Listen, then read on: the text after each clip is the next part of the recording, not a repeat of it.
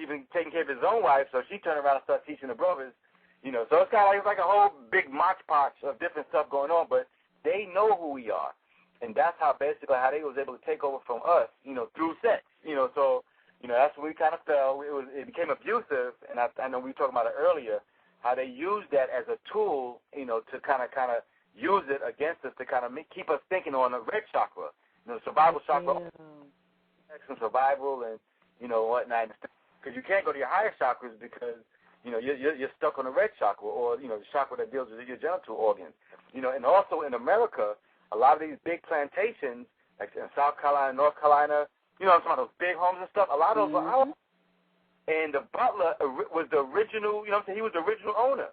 But at gunpoint, they told him, this is my house now. What? So Malcolm X made a joke about this is my house. He said that the house nigga was like, you burning our house? It really was his house. Damn. Really his house. And all the slaves were actually indentured servants or workers for his plantation.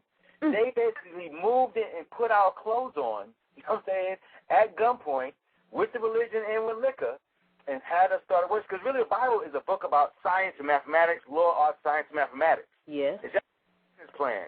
But they done told us how to read it and what to read and what not to read, and that's why, part of what I teach is the original Meta-Netter and original Hebrew and stuff to kind of go back to those stories and kind of review those books. I know everybody got one. Whether you believe it or you don't believe it, everybody got one. Just have to kind of go back in and kind of look at it from a different perspective than the way we've been taught during slavery.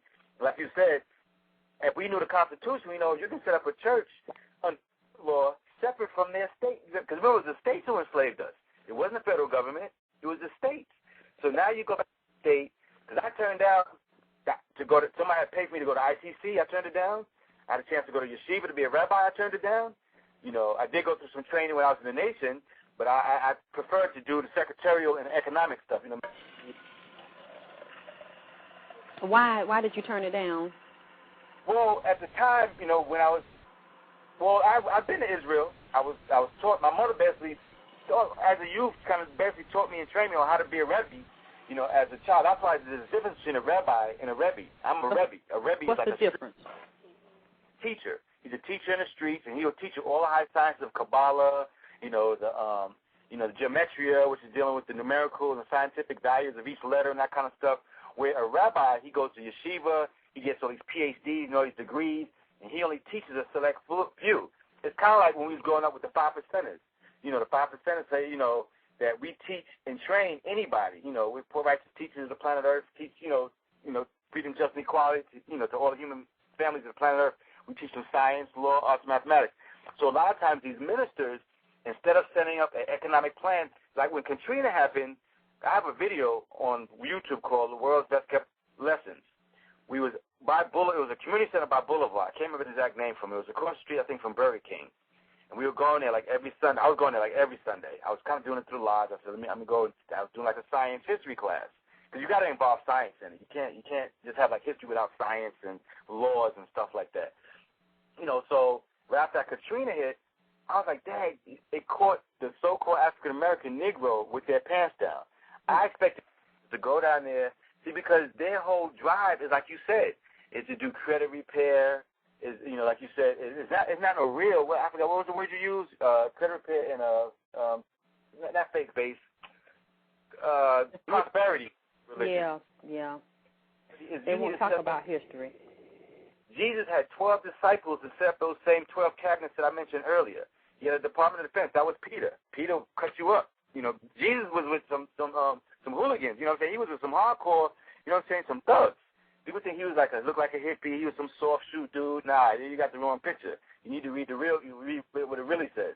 And I always say with people, I always say, that if you go to a new job, right, and they say, okay, I got 3 tasks for you. The first task, what I need you to do is to do all this filing, file these records.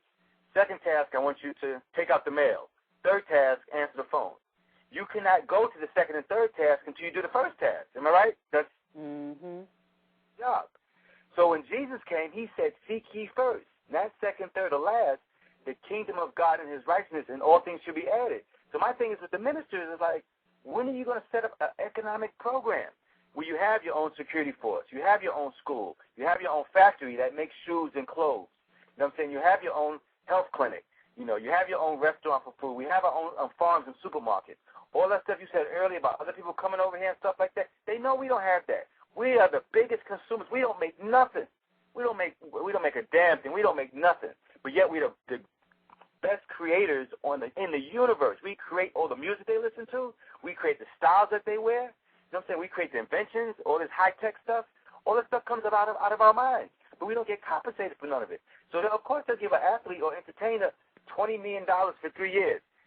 But the contract says, and this is going back to Moore's Law and stuff like that, do not, I know it says it, that do not go back and try to build no schools or nothing like that. Because that happened to P. Diddy. When P. Diddy first had a factory building, I think he was making suits or making sweatsuits in Dominican Republic. He tried to build a factory in New York. You know, they slapped him in the hand and said, don't even try it. You remember he had to do that? I think they had him run some marathon or something. You know, they kind of, fudged it over. But they were like, do not set up no factories in America. When I first moved to Atlanta 10 years ago, I realized under the Georgia stop and Martin Luther King stop on the east-west line on MARTA, they had all those factories. They're turning all those into lofts now.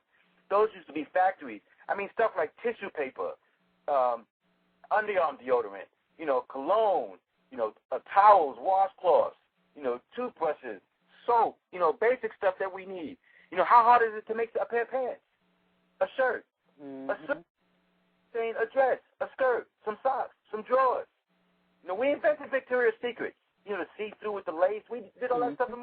All that stuff is, everything they do comes out of our brain and our mind. But we don't get compensated for it because we don't have, probably one is confidence, but we only been out of slavery since 1985, 430 years, it says in Exodus, I think it's 1249 or somewhere around there. It hasn't been that long, but the New World Order is us. Once we get a hold of this knowledge, the world's best kept secret, the knowledge of yourself, and like we were talking about yesterday, if you're not sure in what direction you should go into, study your zodiac. It can be shown and proven in the Bible, it can be shown and proven with the Jesus 12 disciples. Like I said, the president has major 12 cabinet members. The number 12 is 12 moons, and the number 12 is a power number, 3, which is understanding, which is the best part.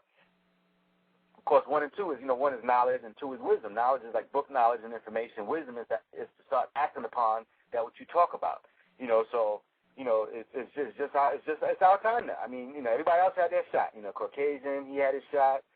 Chinese are rolling now. Hispanics is kind of siding with them. The Indians from India coming over here. Hey, I'm like, line them up. All right, y'all have your shot through the world. You'll see what. That's why it's a mess now. That's why they put Obama in.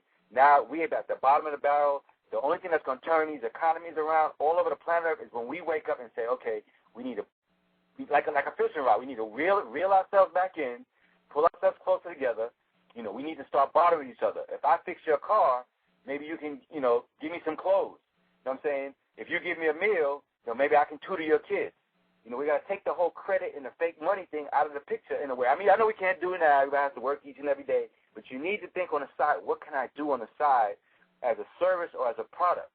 We got to get our minds out of the gutter. Sex, and drugs. Look, man, this America is going down. The world is going down. And we the only ones that can save it. It's been foretold in the Book of the Dead, in the Bible. See, Egypt and Sumeria and all those great civilizations always said their gods came from the west, meaning Atlantis. We are that. That's why Africa said, well, you came from me. I was like, well, what do you mean by that? If you mean by the word Afro, meaning the soil, the DNA, well, we all came from the same seed. Okay, if you're talking about we came from your civilization, well, guess what? We built the pyramids over there. We went over there, built pyramids in Egypt, built ziggurats in Sumeria, built, the temples in India, in China, Japan. The reason I know why, because you can't build them today. Everybody on the planet was colonialized. We were enslaved. Our minds was wiped clean. They did not take away they took away our language. You know what I'm saying? They took away our culture. You still speak your language. You still have your religion. Everybody on the planet has all of that. But the pyramids is the most high. They had a scientist go over there and do some knowledge on the pyramids, like saying, yo, this has like 0.000 imperfections. It's a perfect building. They can't even come close. Right? It's called tolerance. When I used to do construction, my father, when I was real young, what they call tolerance level, like you have a certain amount, if you paint a room, you can make a little bit of mistakes, but you have a certain percentage of mistakes that you can make. The pyramid has 0 mistakes. 0, wow.